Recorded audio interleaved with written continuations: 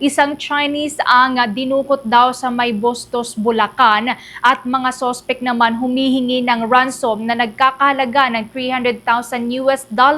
Samantala, ang Philippine National Police inaasahan naman na bubuo ng malalaking pogos daw. Ito pong mas maliliit na grupo para makapagtago.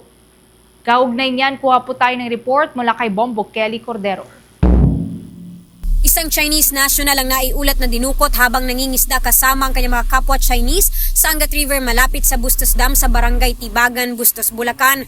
Ayon sa Philippine National Police, bandang alas 5 ng madaling araw nangyari ang pandudukot batay sa report sa Bustos MPS ng kalibin ng biktima na kinilalang si Eloisa Joy Ponce. Habang nangingisda umano kahapon, October 20, ang biktima kasama ang kanyang mga kapwa Chinese national ay may lumapit na 4 na lalaki na hanggang ngayon ay hindi pa nakikilala.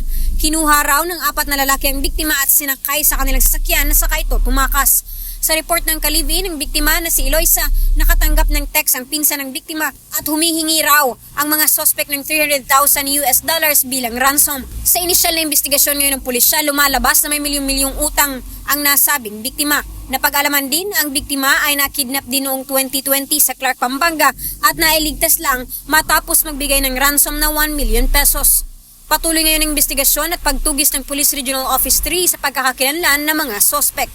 Samantala, sa ibang balita naman, patuloy pa rin ang pagtugis ng pambansang pulisya sa mga Philippine Offshore Gaming Operators o POGO para mabuwag lahat bago matapos ang taong ito.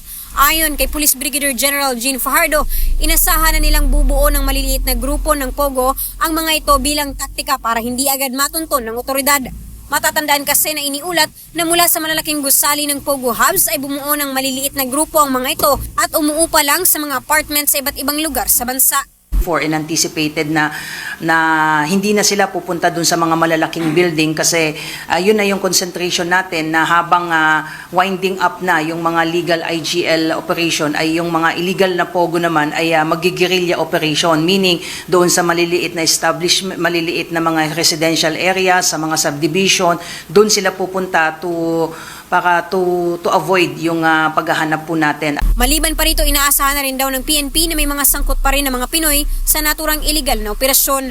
As to the possible involvement po ng Filipino, this is not surprising because even doon sa mga previous operations natin sa POGO ay marami tayong nare-rescue ng mga Filipino kasi talagang yan din ang ginagamit nila and obviously for familiarity doon sa area and of course sa language barrier din doon sa kanilang kinalalagyan po. So lahat po ito ay being coordinated po ng PNP. Remember, may kinreate po tayo na STG schemer purposely for the manhunt and operation against POGO. Para sa Bombo Network News, Bombo Kelly Cordero nag-uulat para sa number 1 and most trusted radio network in the country, Bombo Radio Philippines. Basta Radio, Bombo!